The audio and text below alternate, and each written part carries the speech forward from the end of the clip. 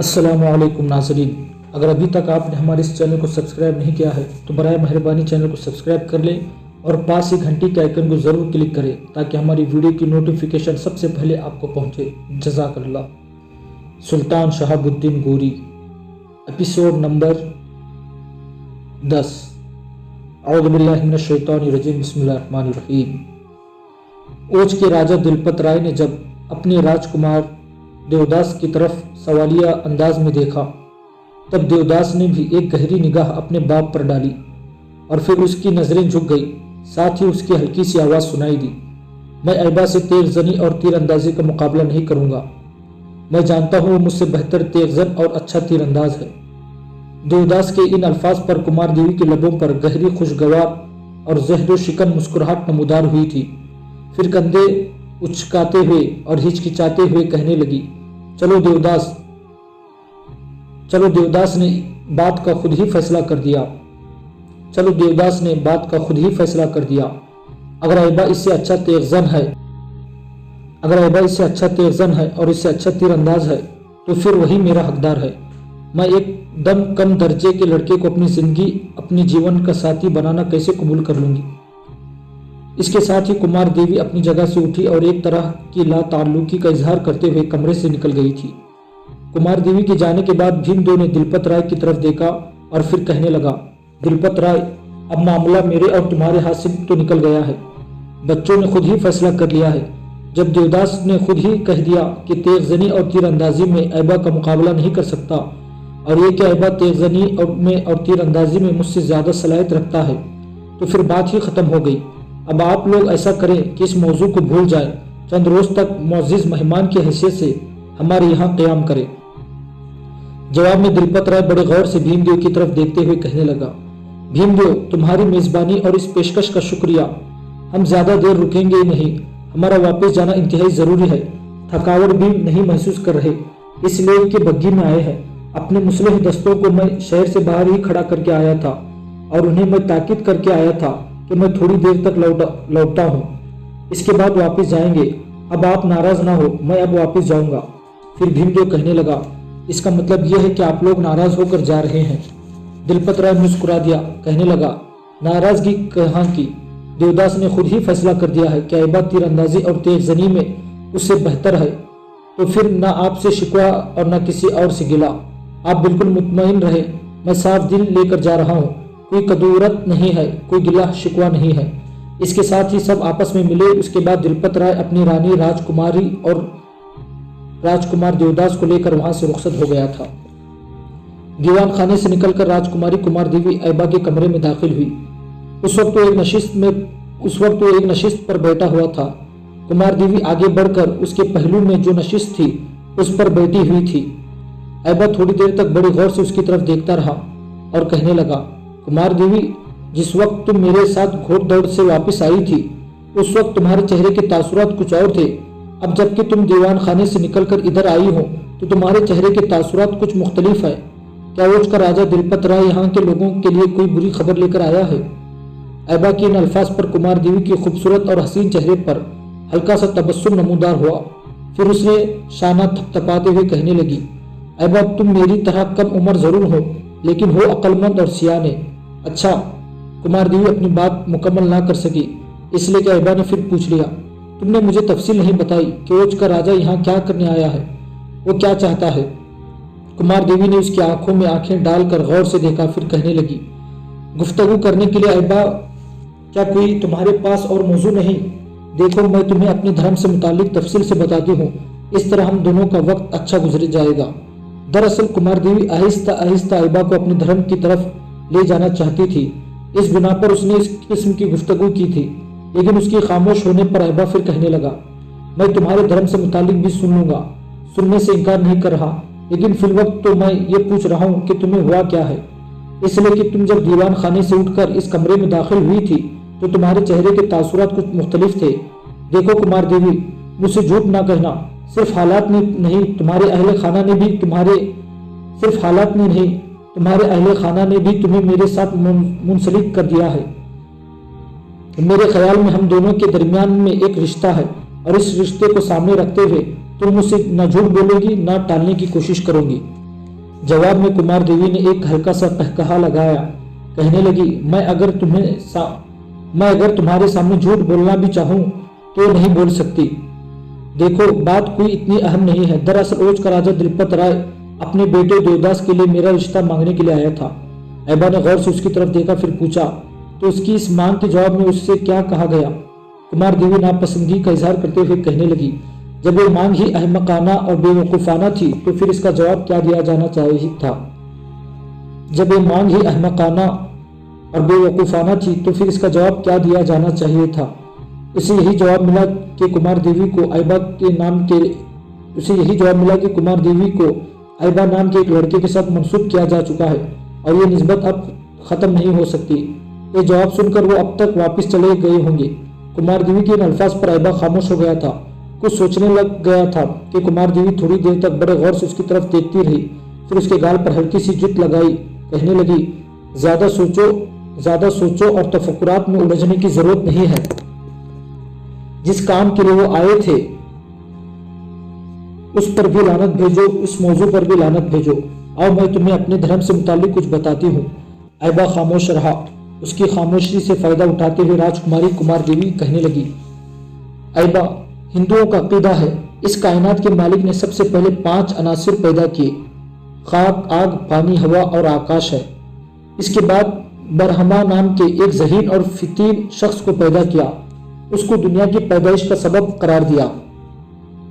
जहां तक खाक, आग, पानी और हवा का ताल्लुक है तो उनकी खासियत और उनकी कैफियत से तुम वाकिफ हो। जहां तक आकाश का ताल्लुक है तो उससे मुतालिक हिंदुओं में कुछ इख्तिलाफ है। कुछ लोग आकाश को आसमान समझते हैं, लेकिन कुछ हिंदुओं का अकीदा है कि आकाश से मतलब आसमान नहीं है। उनका अकीदा है कि जो कुछ ऊपर की फिजा में नजर आता है वो जमी हुई हवा है और उसका फर्जी नाम आसमान पड़ गया है। और ये भी कहते हैं कि आसमान पर जो दरख्शा सितारे नजर आते हैं उनकी हकीकत यह है कि वो कदीम बुजुर्ग है जिन्होंने दुनिया में मालिक की सच्ची इबादत की, जिसके नतीजे में उन्होंने नूरानी वजूद इख्तियार कर लिया। उन लोगों की जात इस कायनात के मालिक की जात के हिसाब की हामिल हो गई। ये नूरानी वजूद अपने इरादे से आसमानी फिजाओं में उड़ते फिरते हैं। उन बुजुर्गों को जो नूरानी पैकर में कमाल के आला मदारिज तक पहुंचते हैं वो बहुत ज्यादा ऊंचाई पर होते हैं, बड़े सितारे कहलाते हैं और इस दुनिया की तरफ पलटने का ख्याल नहीं करते। लेकिन जो कम दर्जे के कामिल बुजुर्ग हैं उन्होंने छोटे छोटे सितारों का रूप इख्तियार कर लिया है, लेकिन वो फिजा की इंतहाई बुलंदियों पर मुतमक्किन नहीं बल्कि अपनी दुनियावी इबादत और रियाजत के मुताबिक बुलंदी पर है। ये नूरानी वजूद दुनिया की तरफ वापस आ जाते हैं। इस कायनात के मालिक ने बरहमा नाम के जिस शख्स को पैदा किया उसने कायनात के मालिक के हुक्म से इंसान को आदम से आलम वजूद में लाने का एहतमाम किया और उन्हें 4 ग्रोहों में तकसीम किया।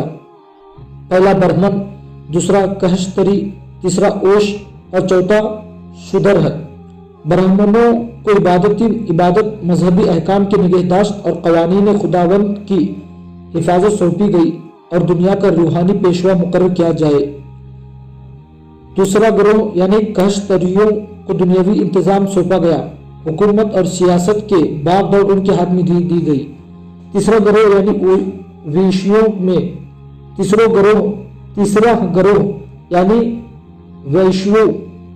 में खेती बाड़ी और दिगर पेशों यानी सनात और हरफत का काम सौंपा गया। चौथा ग्रोह यानी शूद्रों को बाकी तीनों ग्रोह की खिदमत गुजारी पर मुकर्रर किया गया। हिंदुओं का यह भी अकीदा है कि इसी ब्रह्मा ने एक किताब लिखी जिसको वैद कहते हैं। इस किताब में ब्रह्मा ने अपनी गैबी इल्म और इल्हाम की मदद से ऐसे कवानीन बनाए जिन पर अमल करके इंसान दुनिया की हर शय से वाबिस्ता रहते हुए भी कायनात के मामलों को फरामोश नहीं कर सकता और हर चीज में उसका जलवा दिखाई देता है। उसने ऐसे ज़ाब्ते मुकर्रर किए हर ग्रोह के मामलात बखूबी तह पाए। इन तमाम कवानीन और ज़वाबित और कवायद को पूरी तफसील के साथ वैद में लिखा गया। ब्रह्मा ने इस किताब को कलाम इलाही मशहूर किया था ताकि इंसान इसकी तालीम पर अमल करे और जो लोग आगे हैं और अपनी जगह से आगे ना बढ़े और जो लोग उनके पीछे हैं वो अपने असल मकाम से ना हटे, यानी जो काम जिसके सुपुर्द किया गया है वो उसी पर अमल पैरा रहे और यूं सब के सब सीधे रास्ते पर चले और वैद के कवानीन की पाबंद रहे। यहाँ तक कहने के बाद कुमार देवी को रुक जाना पड़ा, इसलिए कि ऐबा बीच में बोल पड़ा और कुमार देवी को मुखातब करके कहने लगा, कुमार देवी, कायनात में जो मालिक और खालिक है उसे क्या जरूरत पड़ गई थी कि ब्रह्मा नाम के किसी शख्स को पैदा करने के बाद इंसान की पैदाइश की जिम्मेदारी उसे सौंपता। जब वो खुद पैदा कर सकता है तो किसी और के जरिए काम कराने की उसे क्या जरूरत पेश आ गई थी। ऐबा के इन भोले भाले अल्फाज के जवाब में कुमार देवी ने कहा लगाया, फिर कहने लगी, मैं जानती हूँ तुम इस अकीदे को मुसहका खेज ख्याल करोगे और जवाब में अपना अकीदा बयान करके अपनी सच्चाई साबित करने की कोशिश करोगे। कुमार देवी की बात काटते हुए ऐबा कहने लगा, मैंने अपना अकीदा क्या कहना है, हमारा अकीदा तो बिल्कुल सीधा साधा है। यह है कि अपने आप को हिस्सा लेने के काबिल ही ख्याल नहीं करता, ना ये अच्छा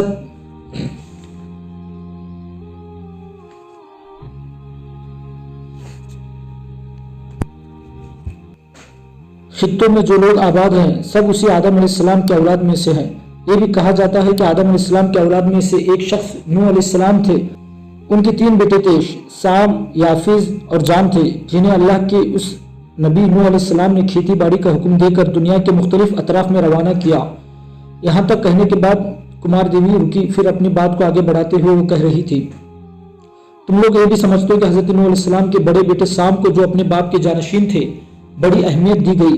उनके फर्जंदों की तादाद 99 बताई जाती है, जिनमें ज़्यादातर आम, अरशद, अरफखशंद, अरम, कप्ता, उमाद और कल्तान वगैरह है, और अरब के तमाम कबीले इन्हीं की नस्ल से हैं। और मुसलमानों के जो मुख्तलिफ पैगम्बर हूद, साले, इब्राहिम हैं, इनका सिलसिला नसब साम के बेटे अरफखशंद तक मिलाया जाता है। और अरफखशंद का एक बेटा क्यूमुरुस अजम के लोगों का मूरी से आला बना। इस क्यूमुरुस के 6 बेटे थे, सियामिक, तिराक, कार्स, शाम, तुरान और जमगान। बड़ा बेटा सियाम बाप का जानशीन हुआ और बाकी बेटे जिस जगह आबाद हुए वो जगह उनके नाम ही से मौसूम हुई, वहाँ उन्हीं के औलाद आबाद हो गए। हजरत नूह अलैहिस्सलाम के दूसरे बेटे का नाम याफिज था। ये अपने बाप के हुक्म पर मशरिक और शुमाल की तरफ गए और वही आबाद हो गए। इसके बहुत से बेटे पैदा हुए, जिनमें से सबसे मशहूर तुर्क था, और इसी तुर्क में से मंगोल, उज़्बेक, तुरन वगैरह निकले। याफिस के दूसरे बेटे का नाम चीन था, इसी के नाम पर मुल्क चीन का नाम पड़ा। हजरत नूह अलैहिस्सलाम के तीसरे बेटे का नाम जाम था। अपने बाप के हुक्म पर ये जुनूब की तरफ गए और इन इलाकों को खूब आबाद किया। जाम के 6 बेटे थे, जिनके नाम हिंद, सिंध, हब्श, अफरज, हरमज और बुया था। इन सब बेटों के नाम पर एक एक शहर आबाद हुआ। जाम के सबसे ज्यादा मशहूर बेटे हिंद ने हिंदुस्तान को अपनाया और उसे खूब आबाद और सरसब्ज किया। उसके दूसरे भाई सिंध ने सिंध में क़याम किया और ठट्टा और मुल्तान को अपने बेटों के नाम पर आबाद किया। ये भी कहा जाता है कि हिंद के 4 बेटे थे, जिनके नाम यूरोप, यंग, दक्किन और नहरवाल थे। इन्हीं 4 बेटों के नाम पर ये शहर आबाद किए गए और हमारा शहर नहरवाला भी हिंद ही के एक बेटे का नाम पर है। यहाँ तक कहते कहते राजकुमारी को खामोश हो जाना पड़ा, इसलिए कि उसने देखा कि ऐबा बड़े गौर और किसी कदर हैरत और परेशानी से उसकी तरफ देखे जा रहा था। उस पर अपने लबों पर जहद शिकन मुस्कुराहट करते हुए राजकुमारी कुमार देवी ने उसे मुखातब किया, मेरी तरफ इस कदर गौर और तवज्जो से क्यों देख रहे हो? ऐसा लगता है जैसे पहले कभी तुमने मुझे देखा ही नहीं। मेरे साथ रहते हुए तुम्हें कितना अर्जा हो गया। मेरे पास उठते बैठते रहते हो, मुझे छूते रहे हो, मस करते रहे हो। फिर अब मैंने कौन से अजूबे की शक्ल इख्तियार कर ली है कि तुम इस कदर हैरत से मेरी तरफ देख रहे हो? ऐबा चौंका और कहने लगा, राजकुमारी, मैं तुम्हारी तरफ हैरत से इसलिए देख रहा हूँ। मैं मानता हूँ तुम्हारी इल्मी इस्तिताअत बहुत ज़्यादा है।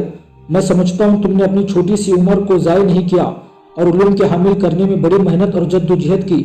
जवाब में कुमार देवी ने तौसीफी अंदाज में उसकी तरफ देखा, फिर कहने लगी, ऐबा, मैंने सिर्फ जंगी उलूम में महारत नहीं की, दूसरे उलूम में भी सिद्ध बुद्ध रखती हूँ। मैं एक पढ़ी लिखी लड़की हूँ। जहाँ मैंने शुरू में ब्राह्मणों और दिगर उलमा से इल्म हासिल किया, वहाँ मैं खुद भी किताबें पढ़ते हुए अपने इल्म में इजाफा करती रहती हूँ। थोड़ी देर की सोच विचार के बाद ऐबा ने राजकुमारी को मुखातब करते हुए पूछा, अच्छा कुमार देवी, ये कहो, तुम्हारे यहाँ बुत परस्ती का रिवाज कैसे और क्यों हुआ? इसलिए कि तुम्हारे यहाँ बुत परस्ती को नफरत की निगाह से देखा जाता है। हम हम सिर्फ उसी खुदाए वाहिद की बंदगी और इबादत करते हैं जो इस कायनात का खालिक व मालिक है। जवाब में कुमार देवी मुस्कुराई और कहने लगी, अहबा बात यह है कि जैसा कि मैं तुम्हें बता चुकी हूँ, हिंद ने हिंदुस्तान को आबाद किया। हिंद की नस्ल से एक शख्स किशन था। ये पहला शख्स था जिसने हिंदुस्तान में अपनी हुकूमत कायम की। किशन के बाद आगे उसकी औलाद हिंदुस्तान पर हुकूमत करती रही। किशन के बाद महाराजा हुक्मरान बना। महाराजा के बाद केशुराज के बाद मुनीब राव हुक्मरान हुआ।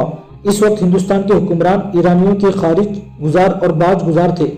मुनीब राय से एक गलती हुई। ईरान में जो साम बिन नीरिमान का कत्ल हुआ तो मुनोचहर हुक्मरान बना। इसके दौर में ईरान की सल्तनत में कमजोरी पैदा हो गई। ईरानी बादशाहों के पुराने दुश्मन अफरासियाब ने मौके से फायदा उठाया और ईरान पर हमला करके गालबा हासिल कर लिया। उस वक्त मुनीब राय ने साम बिन नीरिमान और मुनचहर के एहसानात को फरामोश करते हुए पंजाब पर हमला किया और उसे जाज बिन साम के कब्जे से निकालकर अपने तसरुफ में ले लिया और जलहन को पाए तख्त बनाया। हालांकि इससे पहले ये इलाका ईरानियों के कब्जे में था। चूंकि अफरासियाब ईरानियों का दुश्मन था और ईरान पर हमलावर होकर उसने ईरान पर कब्जा कर लिया था, लिहाजा मुनीब राय ने दूसरी गलती ये की कि उसने बहुत से नादिर तहाइफ के साथ एक लिची को अफरासियाब की खिदमत में भेजा और उससे दोस्ती के अहद पैमान किए। अफरासियाब से लेकर ईरान के अगले बादशाह क़ैक़ुबाद तक पंजाब हिंदुस्तान के राजाओं के कब्ज़े में रहा। लेकिन जब मशहूर ज़माना रुस्तुम पहलवान अपने बाप दादा की वर्षा सरदारी पर पहुंचा तो उसने पंजाब को वापस लेने के लिए हिंदुस्तान पर हमला किया। मुनीब राय रुस्तुम का मुकाबला ना कर सका और तरहट के कोहिस्तानों की तरफ भाग निकला। जब रुस्तुम ने पंजाब, सिंध और मुल्तान फतह करके तरहट का आज़म किया तो मुनीब राय वहाँ से भागकर दूसरे कोहिस्तानों की तरफ चला गया। उसके बाद फिर कभी उसे खुशी का दिन देखना नसीब ना हुआ और फिर वो उसी ज़माने में इंतहाई रंजो गम के साथ इस दुनिया से कूच कर गया। रुस्तुम को जब मुनीब राय की मरने की खबर हुई तो उसने उसकी औलाद में से किसी को भी हिंदुस्तान के इलाकों का हाकिम मुकर्रर नहीं किया, क्योंकि मुनीब राय की बदअहदी, बेवफाई और उसके निगाहों के सामने थी। उसे सामने रखते हुए उसने उन इलाकों को जो उसने मुनीब राय से वापस लिए थे, एक शख्स सूरज को हाकिम मुकर्रर किया और ख़ुद ईरान वापस चला गया। सूरज ने हिंदुस्तान में अपनी हुकूमत को बहुत मजबूत और ताकतवर बनाया और अजीम उश्शान सल्तनत कायम की। बंगाल से लेकर दक्कन तक उसकी हुकूमत थी। सूरज के दौरे हुकूमत में झारखंड के कोहिस्तानी सिलसिले से एक ब्राह्मण उनकी खिदमत में हाजिर हुआ जो जादू टोने में बड़ा माहिर था। झारखंड का ये इलाका दरियाए सोन के दाएं किनारे का इलाका था जो अब बिखरखंड और छोटे नागपुर में शामिल है। इसी ब्राह्मण ने थोड़ी ही अरसे में राजा की निगाहों में बड़ा रसूख हासिल कर लिया और इस ब्राह्मण ने राजा सूरज को बुत परस्ती की तालीम दी और इसी ब्राह्मण की वजह से राजा सूरज के दौर से हिंदुस्तान में बुत परस्ती की वबा फैल गई। इस ब्राह्मण के राजा सूरज के पास आने से कबल ईरान से भी एक शख्स हिंदुस्तान आया। उसने यहाँ के लोगों को आफ्ताब परस्ती की तालीम दी। उसकी तालीम को बहुत फ़रोग़ हासिल हुआ, यहाँ तक कि वो सितारा परस्त लोग भी आग की परस्तिश करने लगे। लेकिन उसके बाद उस ब्राह्मण की वजह से बुत परस्ती का रिवाज हुआ तो यही तरीक़ा सबसे ज़्यादा मरोज और मकबूल हुआ। बुत परस्ती को इसी दर्जा मकबूलियत इस सबब से हुई कि इसी ब्राह्मण ने राजा को इस बात का यकीन दिलाया था कि जो शख्स अपने बुज़ुर्गों के सोने, चांदी या पत्थर की मूर्तियाँ बनाकर उसकी परस्तिश करता है वो सीधे रास्ते पर होता है। इस अक़ीदे को लोगों ने इस हद तक अपनाया कि हर छोटा बड़ा अपने बुज़ुर्गों की बुत बनाकर उनकी पूजा पाठ करने लगा। खुद राजा सूरज ने भी दरियाए गंगा के किनारे कनौज नाम का शहर आबाद करके वहाँ बुत परस्ती शुरू की। रईयत ने भी अपने फरमा रवा की तलक़ीद की और हर कोई अपने अपनी इस्तिताअत के मुताबिक बुत परस्ती में मुब्तला हो गया। इसका नतीजा ये हुआ कि हिंदुस्तान में बुत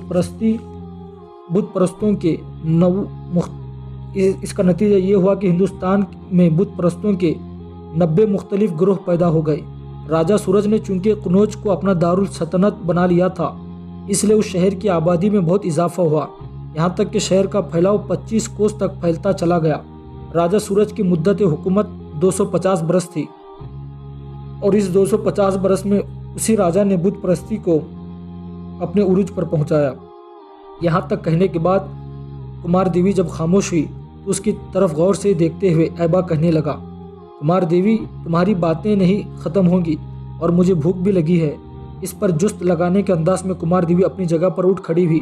फिर ऐबा का हाथ पकड़कर उसने उठाया और कहने लगी, अगर भूख लग गई है इसमें परेशानी की क्या बात है, चलो उठो, चलकर खाना खाते हैं। इसके साथ ही दोनों उस कमरे से निकल गए थे।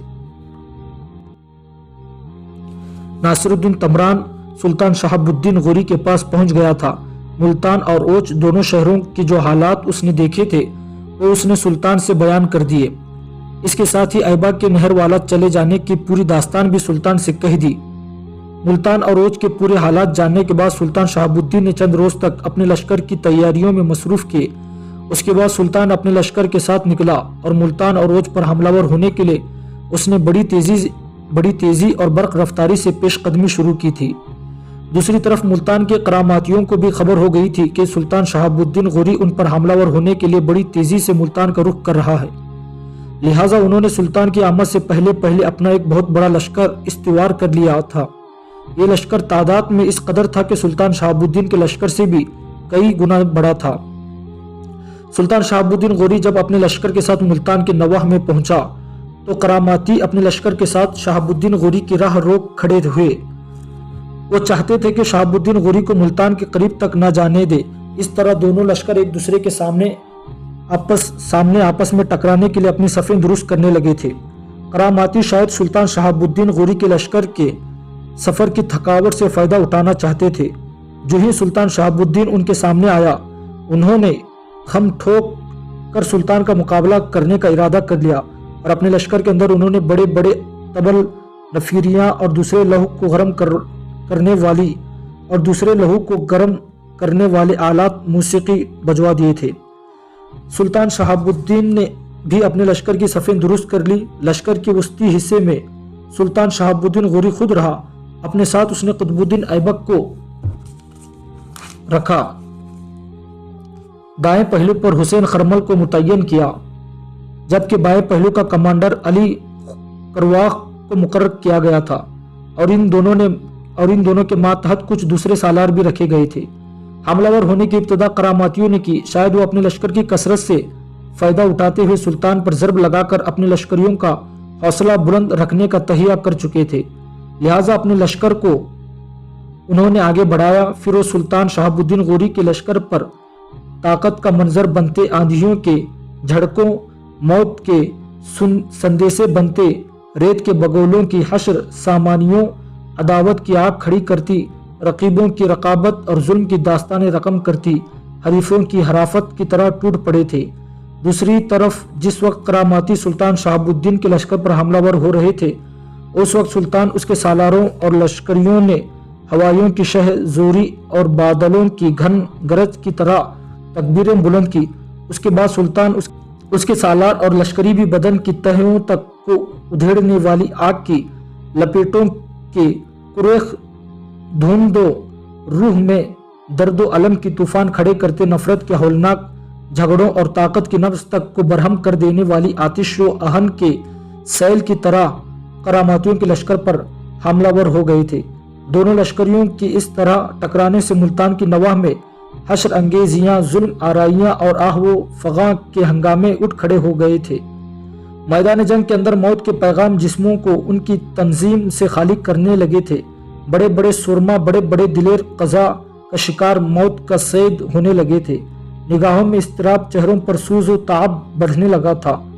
शुरू में करामातियों ने सुल्तान शहाबुद्दीन और उसके लश्करियों के लिए शुरकी, शिकन और मनहूस कहन बनकर उन पर छाने की कोशिश की, लेकिन जब सुल्तान शहाबुद्दीन और उसके लश्करियों ने सारी अकीदतों को अंधा कर देने वाली बेकरां फासिलों की संगीन मजबूरियों और सारी तदबीरों को पुरचश्म कर देने वाली बदबख्ती की आंधी मुसाफतों की तरह करामातियों पर ज़रब लगानी शुरू की, तब करामाती अपनी सारी कार्रवाइयों, सारी तदबीरों, सारी जुर्अतमंदी को भूल गए। अब उन्होंने अंदाज़ा लगाया था कि शहाबुद्दीन को पसपा करना या उस पर काबू पाना उनके बस का रोग नहीं। लिहाजा उनमें एक तरह की मायूसी फैलने लगी। उसके बाद जब सुल्तान शहाबुद्दीन और उसके लश्करी करामातियों की अगली सफ़ों को बिल्कुल काटने के बाद पिछली सफ़ों की तंजीम भी तबाह व बर्बाद करने लगे, तब करामातियों के लश्कर की हालत बड़ी तेज़ी से कारवान हैरत में बिखरे बेसुकून सवालात और खिज़ां रातों के खुश्क पत्तों और मौत के सुकूत व दावाम से भी ज़्यादा बुरी होना शुरू हो गई थी। कुछ देर की मजीद जंग के बाद करामातियों को सुल्तान शहाबुद्दीन के हाथों बदतरीन शिकस्त का सामना करना पड़ा। अब करामातियों की मजीद बदबख्ती की इब्तिदा हुई। उनका इरादा था कि सुल्तान शहाबुद्दीन के हाथों शिकस्त उठाने के बाद मुल्तान शहर में महसूर हो जाएंगे और अपनी ताकत व कुव्वत को फिर एकजा करके मुकाबला करेंगे। साथ ही बैरूनी कुव्वतों से भी सुल्तान शहाबुद्दीन के खिलाफ मदद हासिल करेंगे। इस तरह शहाबुद्दीन को अपनी सरजमीनों से निकाल बाहर करने में कामयाब हो जाएंगे। शहर की तरफ भागते हुए वो पछता भी रहे थे। उन्होंने क्यों ज़र्ब अपनी ताकत व कुव्वत और घमंड पर भरोसा किया, क्यों ना अपने हलीफों को सुल्तान शहाबुद्दीन का मुकाबला करने के लिए दावत देते। अब तो वक्त गुजर चुका था और उनकी मजीद बदबख्ती इस तरह हुई कि जब वो मैदान जंग से शिकस्त उठाकर भागे और शहर में महसूर होना चाहा, सुल्तान शहाबुद्दीन ने भी अपने लश्कर के साथ उनके पीछे पीछे शहर में दाखिल हो गया। सुल्तान शहाबुद्दीन ने एक बार फिर शहर के अंदर दाखिल होकर मुसलिह करामातियों का कत्लेआम किया। इस शहर को इसने शरपसंदों से बिल्कुल साफ कर दिया। इस तरह मुल्तान को सुल्तान शहाबुद्दीन ने फतह कर लिया था।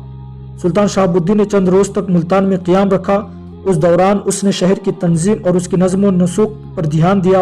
उसके बाद उसने लश्कर के मुख्तलिफ हिस्से करके उन्हें मुख्तलिफ सालारों में तकसीम किया और मुल्तान के गिरदो नवाह में जो करामातियों के गढ़ थे उन पर हमलावर होकर उन्हें भी निस्त नाबूद करके रख दिया था। इस तरह सुल्तान शहाबुद्दीन हिंदुस्तान में अपनी पहली कार्रवाई के तौर पर मुल्तान को फतह करने और उसके गिरदो नवाह में करामातियों का खात्मा करने में कामयाब हो गया।